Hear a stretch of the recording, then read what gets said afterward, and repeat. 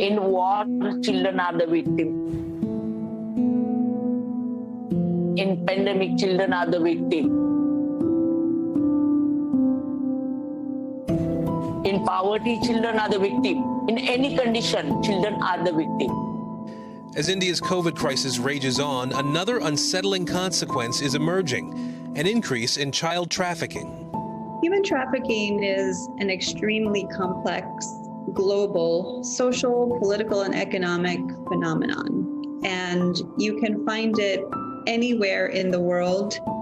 India's problem with child trafficking existed long before COVID-19, but Andrea says the problem was exacerbated because of the pandemic. There was a really high rise in child trafficking and abuse.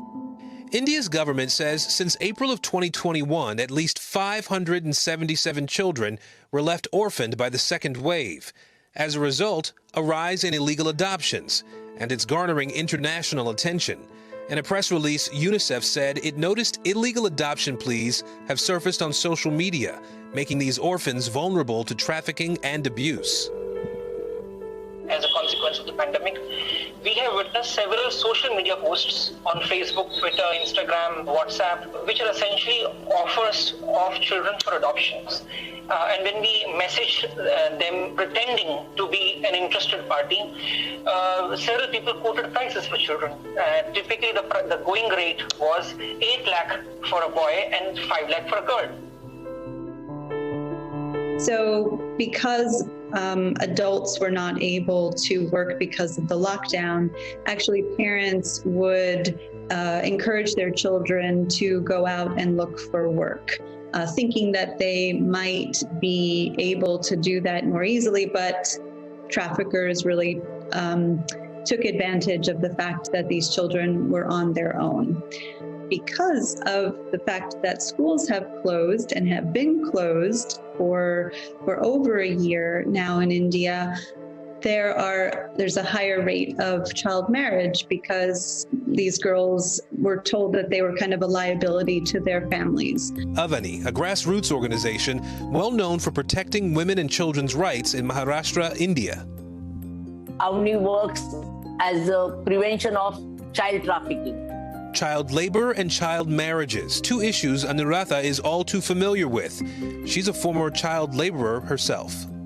So Avani rescues the child laborers, counsels the family, work with the system, make system implement their laws in terms of rescuing child laborers.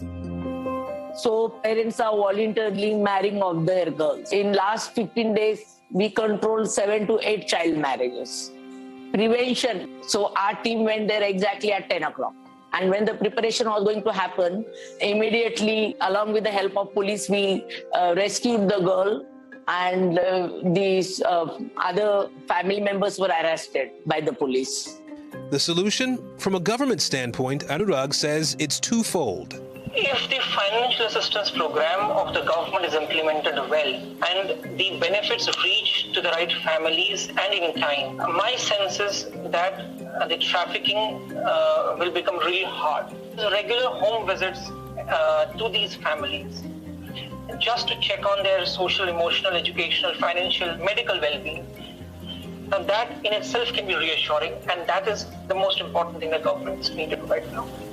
Anuradha says Avani has helped over 70,000 children in the last 15 years. Her takeaway from this? Leave sympathy at the door. Instead, provide them their rights by giving them education, health facilities. It's very important right now in this pandemic and in this difficult condition. Hey, NBC News viewers, thanks for checking out our YouTube channel.